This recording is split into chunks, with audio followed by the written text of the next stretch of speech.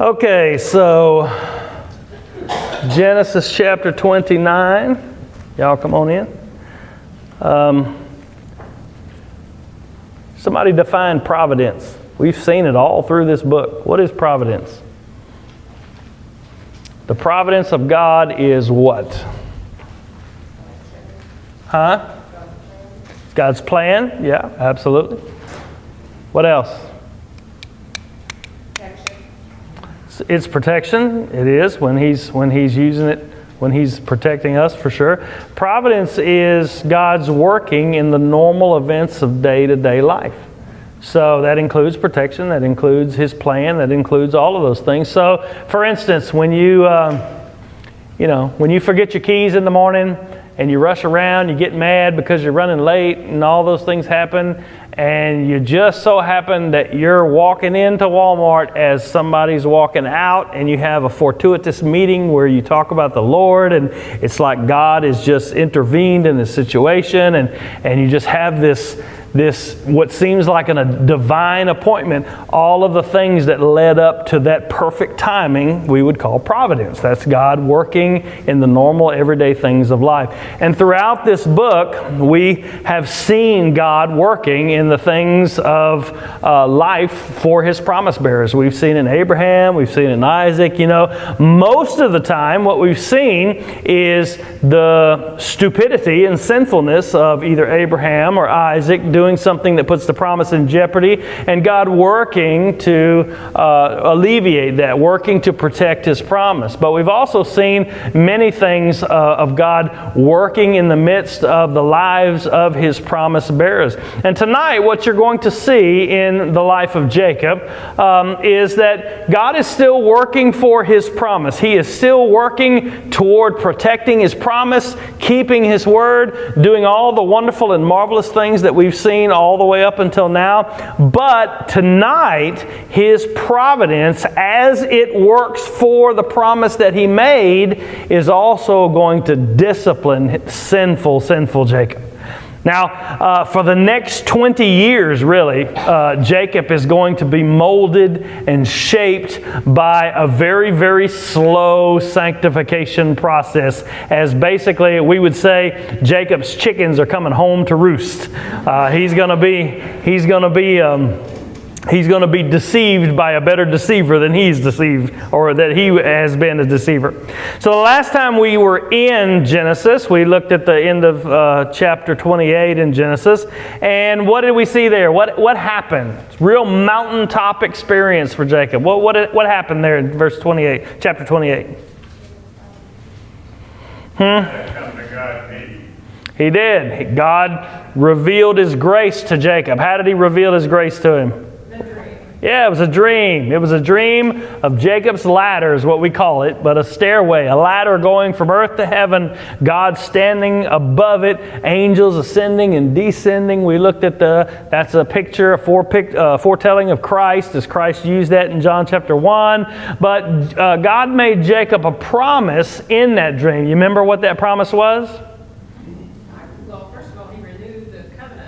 He did. He made the covenant with Abraham, gave it to Jacob. Your descendants will come to this land. I'll give you this land, all that. But what? And I will be with you. I will go with you. I will lead you. Yeah.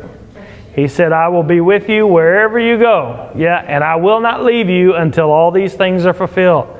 And so Jacob is given this grace, because we know Jacob was not a nice guy. He was on the run when he had this dream because he had deceived Esau, and his mom had put him up to deceiving Esau, and his mom said, you need to go stay with my brother Laban until Esau gets over it and he cools down. He wants to kill you. So Jacob has this mountaintop experience there with God where he receives this promise, and we saw last week also that he didn't exactly have a faithful response when he responded. Remember, he wasn't responding to the promise that God actually made him. Basically what he said was, this place is holy, and this place is wonderful, and this place is a gateway to God. But that's not what God said. God said, I'll be with you wherever you go. And we saw later that it was Jesus who is the gateway to God, so to speak, Jacob's ladder. So what you're going to see now as we begin chapter 29 is Jacob is going to rise from this mountaintop experience with God giving this dream, and he's going to go on his journey. Where's he heading? For a reminder, where's he going? He's going to Haran. He's going to Haran, and why is he going to Haran? 2 reasons. To find a wife, because that's what his dad said he needed to do, and what else? To hide from Esau, because that's what his mom said to do. You need to go hide from Esau. So he gets up and he's on his way to Haran again. And in this first section, I think it's verses 1 through 12. We'll look at it as we go. Jacob is going to be led by God to his future wife. And it's really interesting as you look at the circumstances of this. Let me just read the first 6 verses, really, because if I only do 1 or 2, you're not going to get the full picture. Let me just go ahead and read all 6 of these first 6 verses, and then we'll back up and look at it. It says, Then Jacob went on his journey, and he came to the land of the people of the east. That's where he was headed. And he looked, and he saw a well in the field, and behold, 3 flocks of sheep lying beside it. For out of that well the flocks were watered. The stone on the well's mouth was large, and when all the flocks were gathered there, the shepherds would roll the stone from the mouth of the well and water the sheep and put the stone back in its place over the mouth of the well. Jacob said to them, My brothers, where are you from? And they said, We are from Haran. He's come to the right place. He said to them, Do you know Laban, the son of Nahor? They said, We know him. He said to them, Is it well with him? They said, It is well. And see, Rachel, his daughter, is coming with the sheep. Let's stop right there just for a minute. And so he set out from Bethel. It says, literally, it says he lifted up his feet and came to this land. He comes to this well at Haran, where all of the flocks are being watered. Verses 2 and 3 tell us that there's 3 flocks that are laying by the well. This well is probably the source of water for many people in the city of Haran. And these flocks were camped around the well. And Moses kind of tells, Moses is the narrator, he kind of tells us how the watering process went. There was a stone over the well, probably to keep animals from falling in and contaminating the water supply, all that kind of stuff. And these flocks were gathered around the well. And when they were all gathered, it didn't happen yet, but when they were all gathered all together, then the stone would be removed, and the flocks would probably take turns. Each flock would take turns watering their sheep. The stone would be put back. So what it looks like here in verses 2 and 3 is that the flocks are there, and they're starting to line up about to have the stone moved, so they can start their watering. So it's 450 miles from where he came to where he is, and God brought him to this well in Haran. Now, where's the last time that we heard about a well in Haran? You remember? When Isaac's father came to the well. Yeah, when Abraham sent the servant to find Isaac a wife. They showed up at this well. Now, we don't know for sure if it's the same well. I kind of think it is, but probably it is. And so what you're going to see in this section, you're going to see a lot of similarities to how the servant that Abraham sent to find Isaac's wife, you're going to see a lot of similarities between how Jacob finds Rachel. And you're going to see a lot of differences, and it's really interesting, the differences that you see here. So he comes to this well, and he finds these shepherds, and he says, My brothers, where do you come from? They say, Haran. So he knows I'm in the right place. I'm where I'm supposed to be. And he says, Do you know Laban, the son of Nahor? That's where he was headed. That's where his mom told him to go. It's where his dad told him to go. Dad to find a wife, and mom to hide from Esau. That's where he was headed, and God has been faithful and led him all the way here. So he is right where he needs to be. And so the shepherds, when he says, Do you know Nahor? They say, Yeah, we know, it's well with him. And immediately Rachel is coming out to the well, and it says says, it's well, and see, Rachel, his daughter, is coming with the sheep. She is on her way to the well as Jacob is standing there talking to these shepherds. And we'll see it as it progresses in the chapter, but Rachel kind of catches his eye. She's a very beautiful woman, and he sees her, and he just immediately gets smitten with her. We're going to see that as we walk through it. He sees Rachel coming, and immediately Jacob says, behold, he's talking to the shepherds here, it is still high day. It's not time for the livestock to be gathered together. Water the sheep and go, pasture them. Now, does that strike y'all as a little arrogant from some dude that just walked out from the desert? Who are you talking to, son? he all of a sudden says, hey, he sees Rachel coming, and he says, y'all got to get out of here. Why would Jacob say something like that? Yeah, he don't want them around when Rachel comes by the well. He wants to impress her, of course. I'm sure he does. He's looking to impress her. He wants to water her sheep. We're going to see that in a minute. But he tells them basically, hurry up and get out of here. Now, he don't really care about their sheep. He don't really care about their work. He just wants them out of the way so he can talk to Rachel, so he can get her as his wife is what he wants.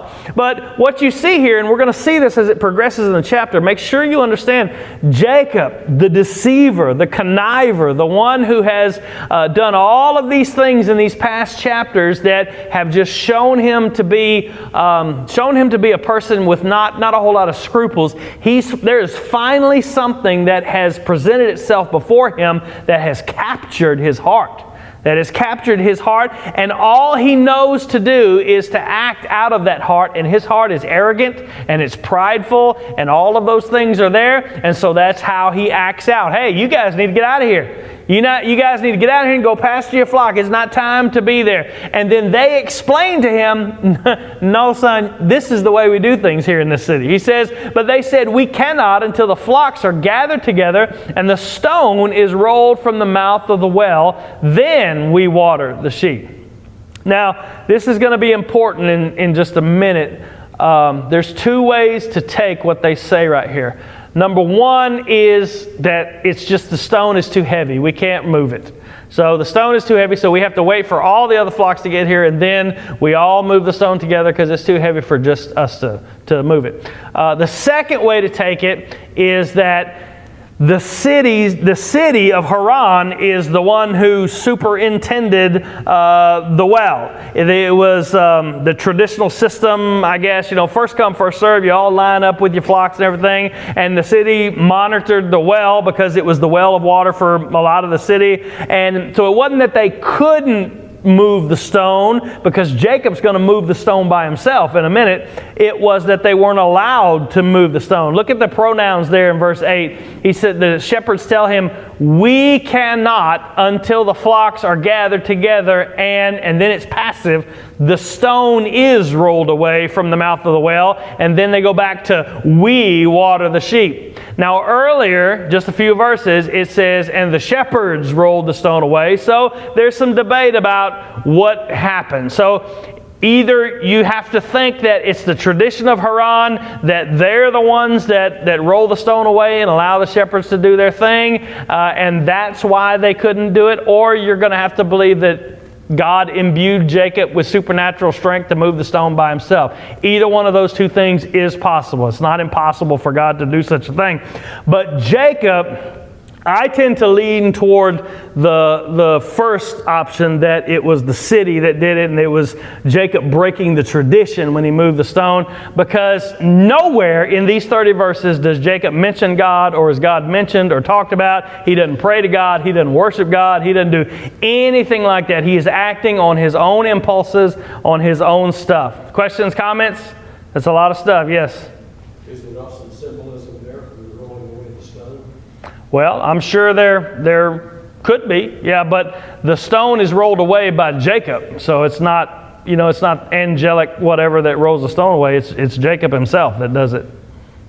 But it says, then we water the sheep. Right, then we water the sheep, yeah.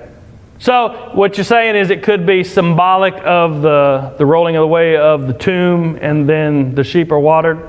That's true. I mean, I guess it could be. It could be. I don't know how that, I mean, that's true. I don't know how that would fit in the context of Jacob doing his deal, because he's not being a very good guy. But it's true. I hadn't thought about that. So Rachel arrives, verse 9. While he was still speaking with them, Rachel came with her father's sheep, for she was a shepherdess. Now pay attention to verse 10, and we're going to start asking questions here in a minute. Now as soon as Jacob saw Rachel, the daughter of Laban, his mother's brother, and the sheep of Laban, his mother's brother, Jacob came near and rolled the stone from the well's mouth and watered the flock of Laban, his mother's brother. What's the emphasis in verse 10? Yeah, he says mother's brother 3 times. Now there is a word in Hebrew for uncle. Moses could have used the word for uncle, but he intentionally says, evidently intentionally, because there is a word for uncle, he uses the word mother's brother. Not only does he use it once, he uses it 3 times in succession. Why do you think that is? Huh? Well, he waters her sheep because he is trying to impress her. But you have a picture here of Jacob watering the sheep of Rachel, his mother's brother, the flocks of his mother's brother. Why not just say uncle? If he's just telling a story, just saying this is historically what happened, Laban's his uncle, and he brought the sheep and he watered. I think that he's drawing attention and remembrance of what happened last time at this well, because it was Jacob's mother at this well that came. And remember, what did she do? When the servant said, I'm here from Abraham and I've come to, he didn't say none of that at the beginning. He prayed to God and he asked God to show him who the wife of Isaac would be by what? By her watering the camels. Not only would she say, now he would say, give me some water, and she'd say, okay, I'm going to give you water and I'm going to water all your camels. I think that, this is just me thinking, I think that Moses, the writer, is bringing our attention back to what happened the last time they were at this well. And there's a lot of similarities here. Rachel arrives, and of course Jacob's smitten. He wants to impress her. He waters her sheep and does those kind of things. And he talks about mother's brother and all of this. Do you think Jacob knew the story of how mom was brought from Haran to dad? Probably so. Jacob you had 2 brothers. You had Esau, who was dad's favorite, and Jacob was mama's boy. I can't prove it, and you can't disprove it, but I would bet anything, if I was a betting man, that mom told Jacob this story. Happened at the well. What happened at the well is the servant was there and God showed him and came forth, and I watered his camels and put rings on my fingers and rings on my bracelets on and took me back to my brother's tent, Laban, and we did the deal, all that. She probably told him the whole story. So here is Jacob, traveled all of this way. His mom sent him to my brother so you'll hide from Esau, and dad sent him so you'll find a wife there, and now he's at the well, possibly the same well where mom was chosen by the servant, by God through the servant, to go to dad. And so when he sees beautiful, beautiful Rachel, what does he do? He reenacts the same thing that happened, only it's reversed. Jacob is the one, he falls all over himself trying to water her sheep, trying to water her stuff. I think that he knew the story, and all of a sudden, because he is so smitten with Rachel, he just starts, I'm going to water your sheep. I'm going to do all of these things. And I think he knew the story of how it happened, so he takes the stone away and he waters her sheep. Okay, back up. And the sheep of Laban and Jacob came near, and it says Jacob rolled the stone away from the well's mouth. And that's where we talk about those 2 different views about what the stone being rolled away meant. So It could be that he was imbued with superhuman strength to roll the stone away that all these shepherds couldn't roll away. I tend to fall more on the side of he was defying local tradition and he was moving Rachel to the front of the line in front of all of these other because he was so smitten with her. Now, if you look at this, the way that it's set up, the way that it's presented to us, there's a whole lot of similarities with the servant of Isaac coming to find Rebekah, or the servant of Abraham coming to find Rebekah for Isaac, and Jacob coming to find Rachel, his wife. There's a lot of similarities. Of course, the roles are reversed. It was she who watered in Isaac's case, and it was Jacob who watered in their case. But there are some differences as well.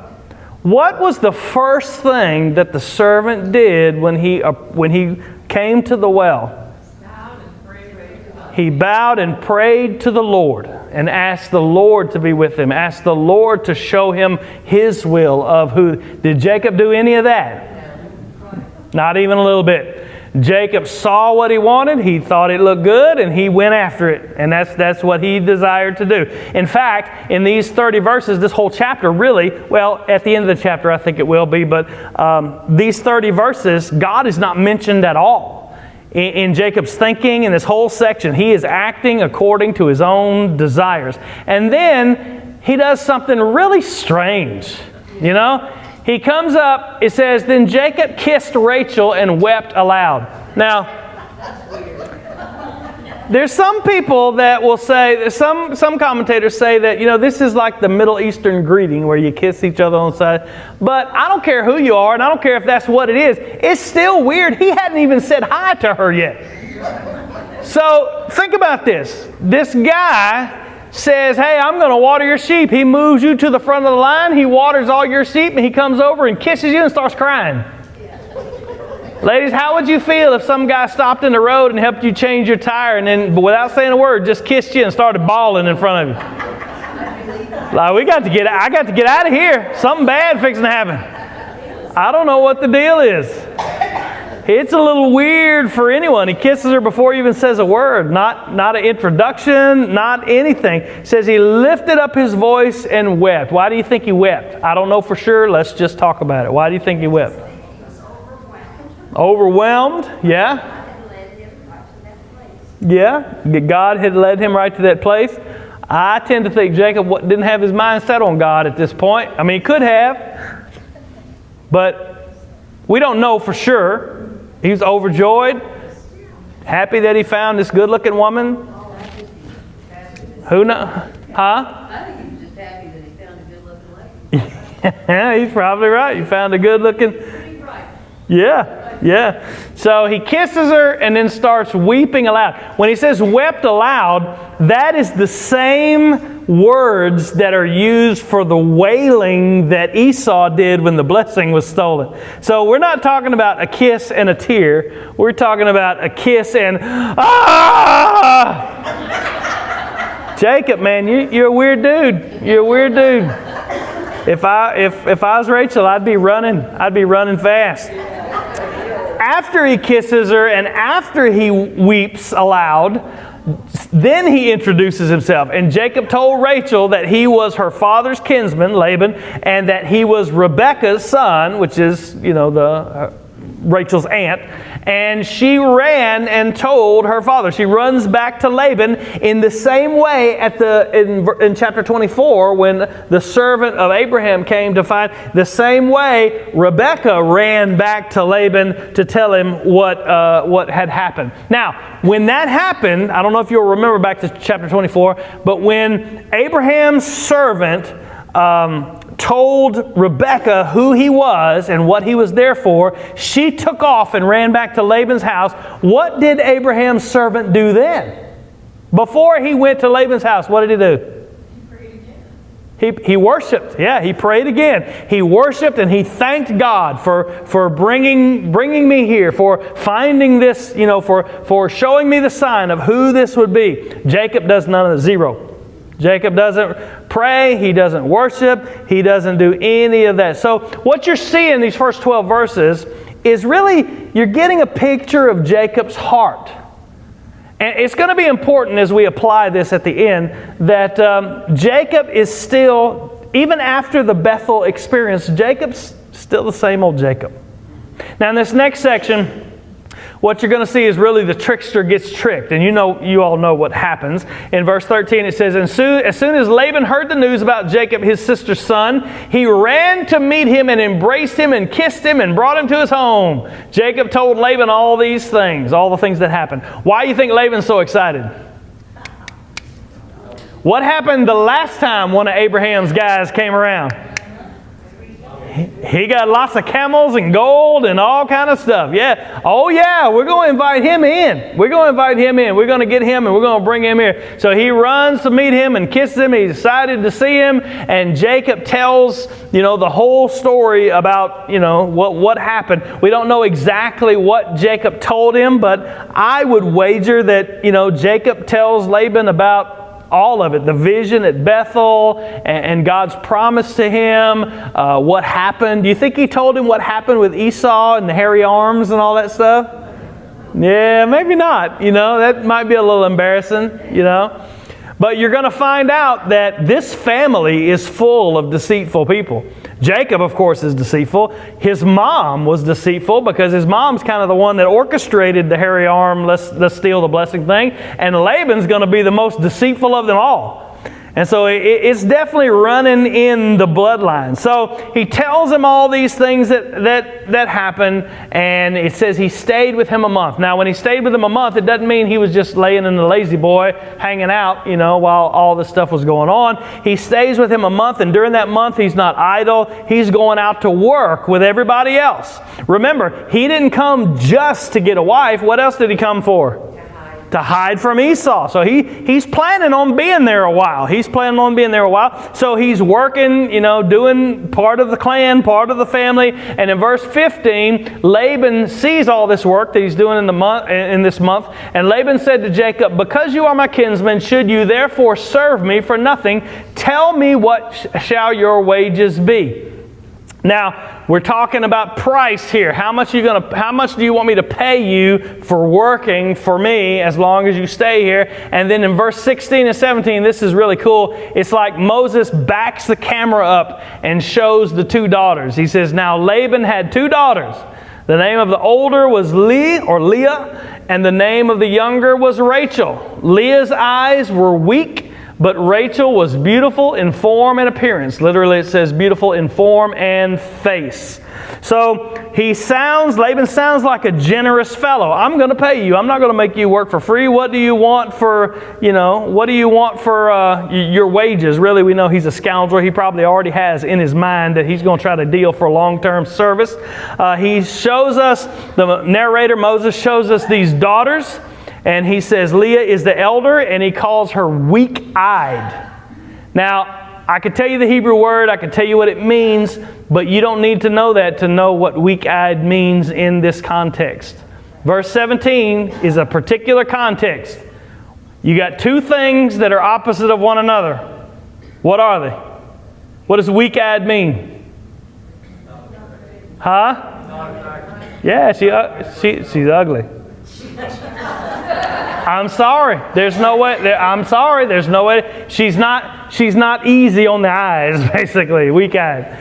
So the reason you see, even if you didn't know what the Hebrew word was and don't care about such things, you can see it. They're opposites, right? Leah's eyes were weak, but Rachel was beautiful in form and appearance, in form and face. And so Leah's not the catch, let's put it that way. And Rachel is a knockout. She's beautiful.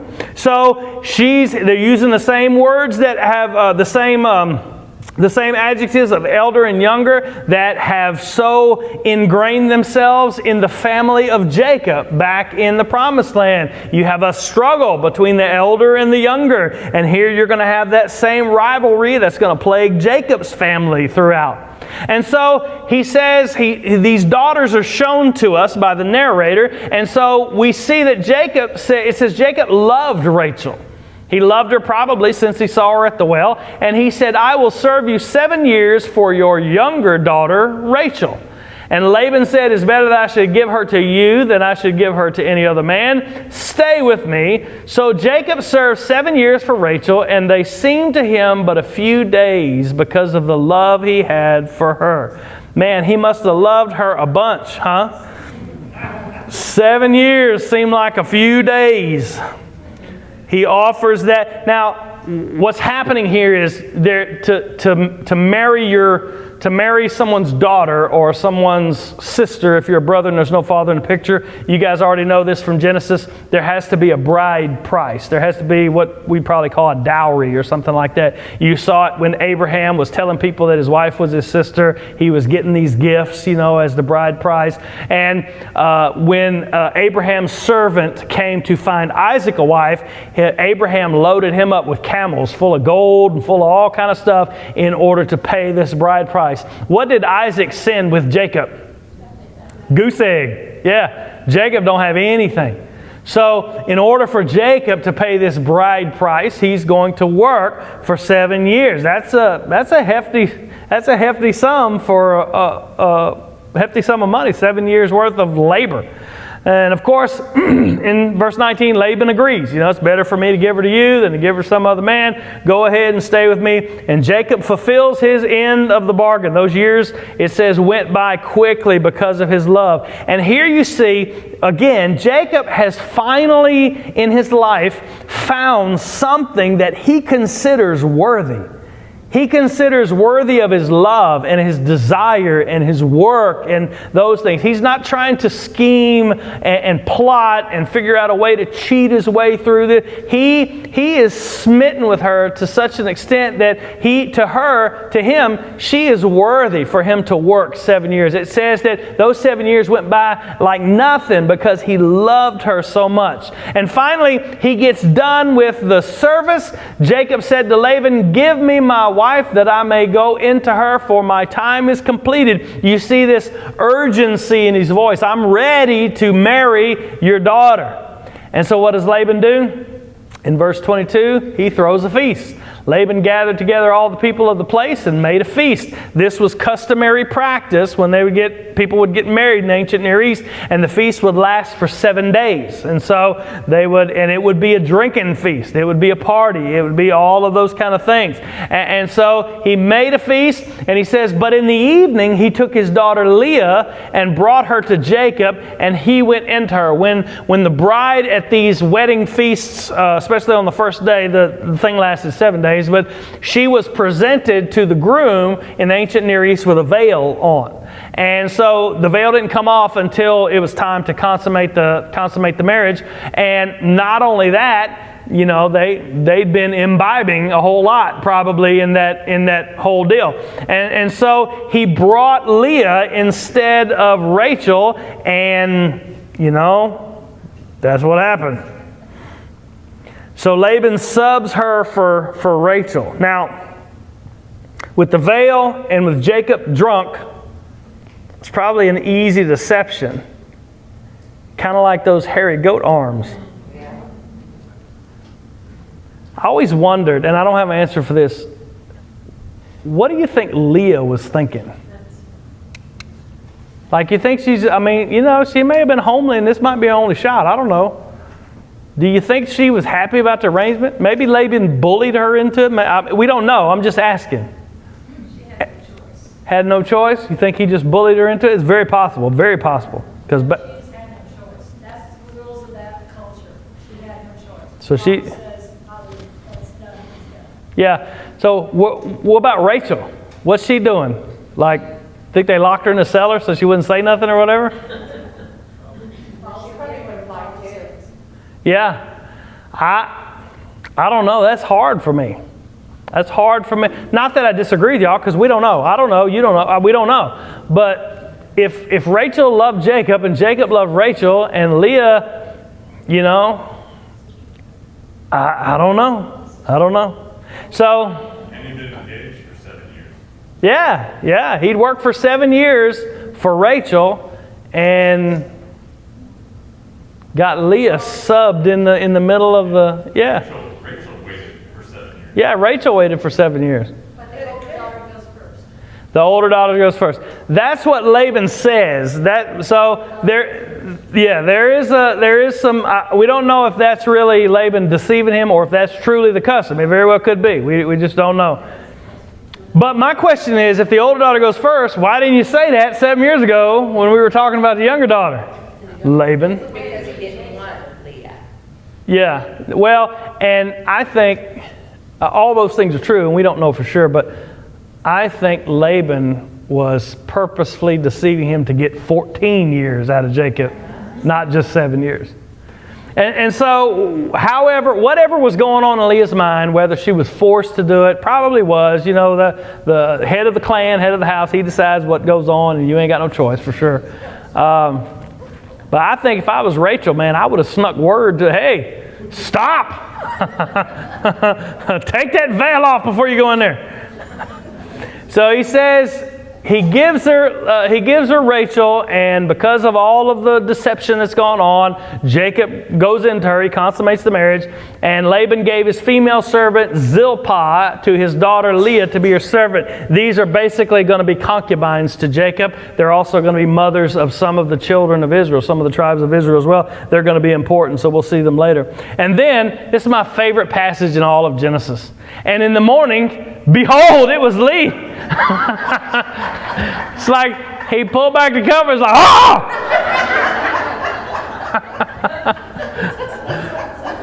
And Jacob said to Laban, so ironic, what is this you have done to me? Did I not serve with you for Rachel? And then, look at these words.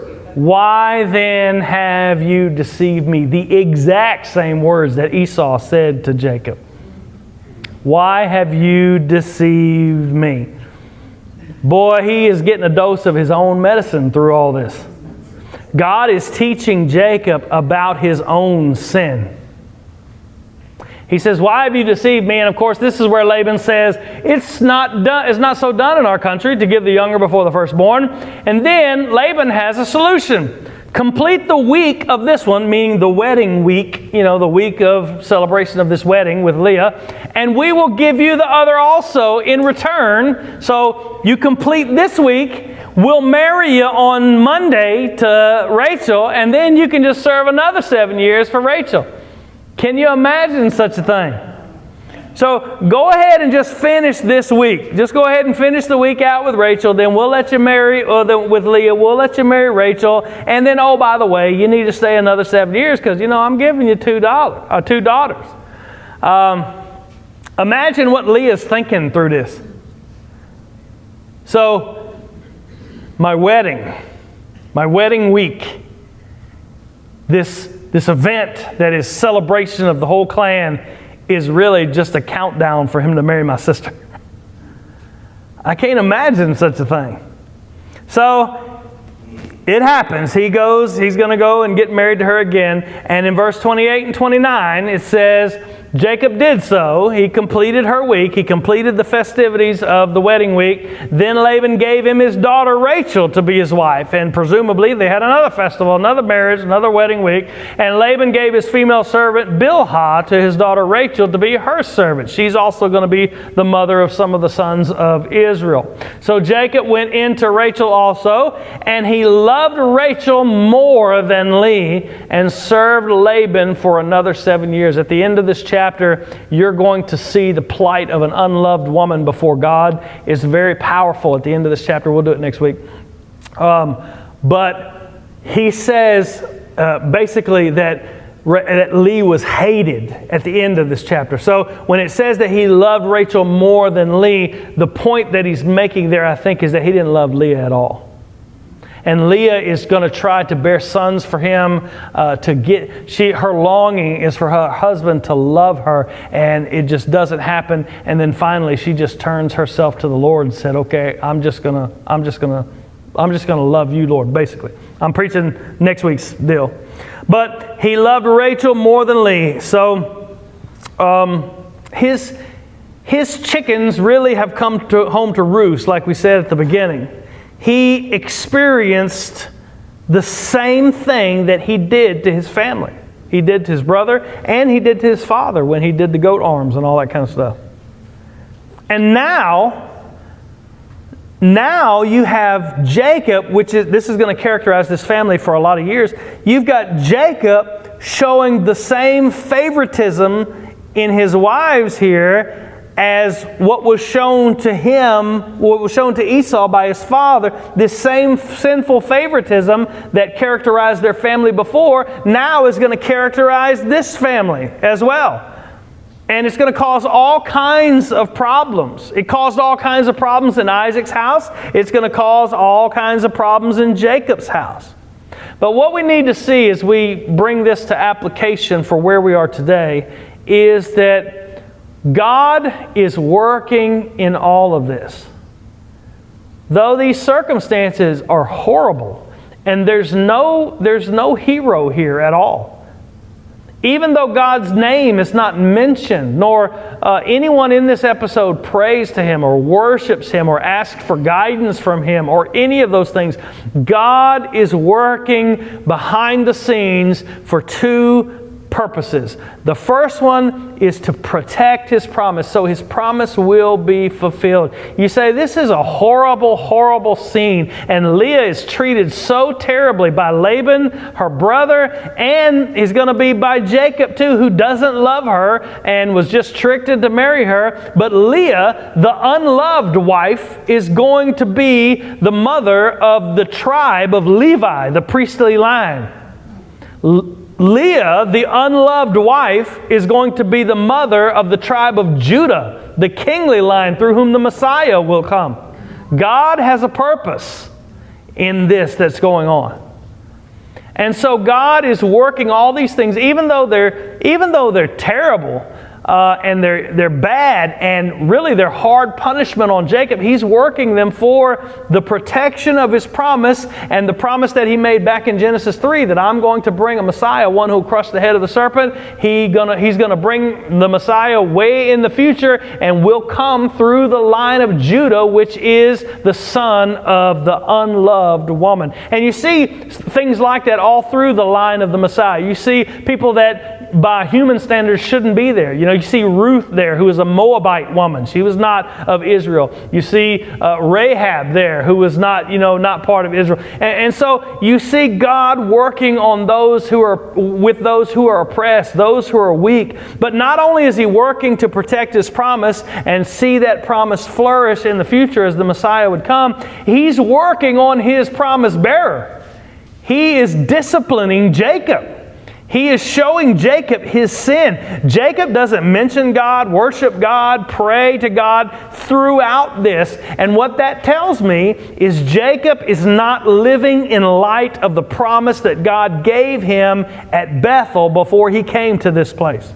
God promised him a remarkable and beautiful promise, even giving him the promise of Abraham, saying, now this is your promise. The seed is yours. The land is yours. I'm going to be with you wherever you go. And Jacob, it's almost like Jacob got up from his stone pillow in Bethel after he made a little altar, and he kept on walking all the way to Haran, and he forgot God's promise to him, because he certainly doesn't live in light of it. He doesn't seek after God's will. He doesn't call upon God. He doesn't pray to God. He doesn't ask God for guidance. He doesn't do any of those. He doesn't worship God when God brings him safely to the well, to the right family, and shows him the right woman. He doesn't worship or thank God or any of those things. So Jacob is being disciplined, and he's learning about what sin is and how his sin has affected. He's experiencing the painful providence of God, and that providence is going to chip away at Jacob for 20 years. He's going to live 14 years with Laban for these two women, and he's going to live 6 more years there before he goes back home. For 20 years, he's going to be molded and shaped by these really tough events. But in the midst of this, in the midst of God working on Jacob, He's also working for His promise. For these 4 women, so you got Rachel, you got Leah, you got Zilpah, and you got Bilhah. These 4 women will give birth to the 12 sons of Jacob, who will become the 12 tribes of Israel. So He's still working for His promise, but man, it sure is painful on Jacob. And I think the point really that we can draw from it is that He loves us enough to use some severe trials for our good if we need discipline, if we need chastisement, if we need to grow in our sanctification. Because even as believers today, our Bethel experiences, sometimes they seem to be few and far between. But our wilderness experiences are many. And it's hard to trust when you're just in the daily grind of things. Easy to forget the promises of God. Sometimes it's us who are just stumbling through the providence of God. He's still working, He's still moving, He's still keeping His promises, but it is sure painful for us when we don't acknowledge Him in all our ways, as the Bible tells us to do.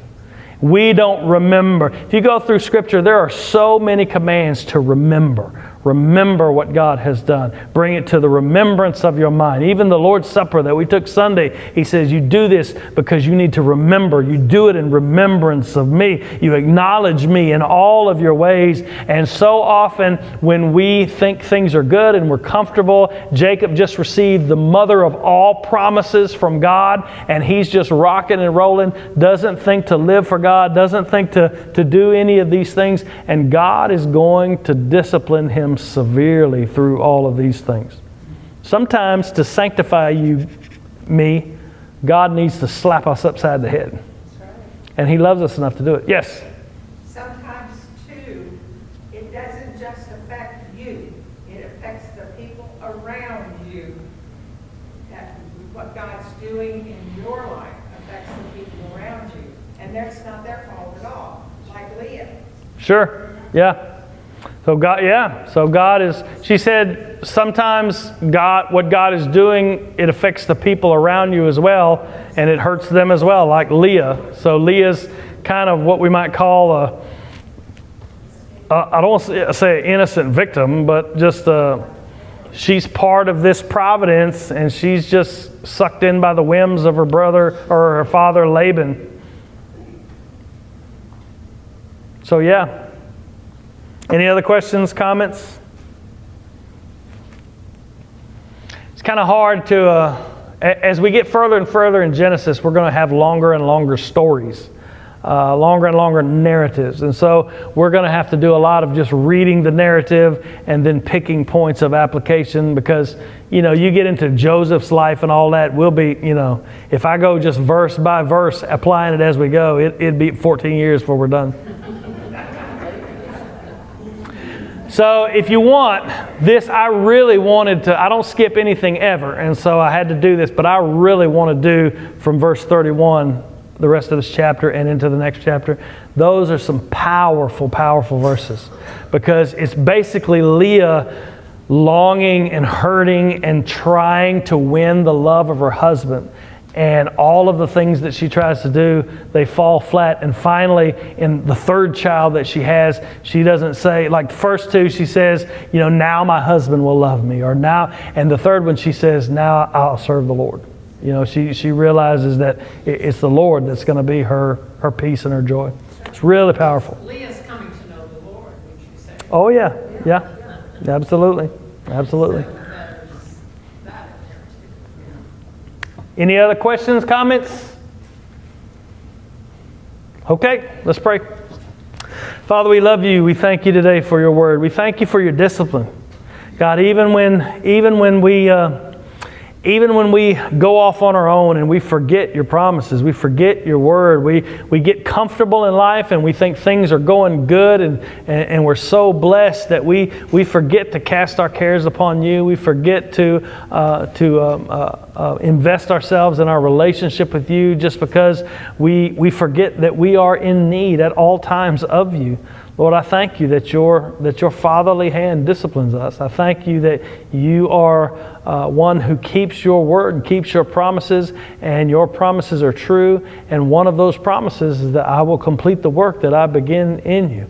You love Jacob too much to leave him like he is, and you love us too much to leave us like we are. Thank you for your growth and your sanctification, your discipline, God. Help us to see you as one that we must depend on in the good times and in the bad times. It's easy for us to cast our cares upon you and to know that we need you and to call out for your aid and support when we're suffering, when we're going through bad times, God. But it's so easy for us to forget you when we're comfortable and when we're at ease and when everything is going wonderful. God, help us to remember your promises no matter what. We've had a Bethel experience with you as you have given your promise to us in Jesus Christ. Help us to walk in that promise and not to forget your gospel and your word. We thank you. We love you in Jesus' name. Amen.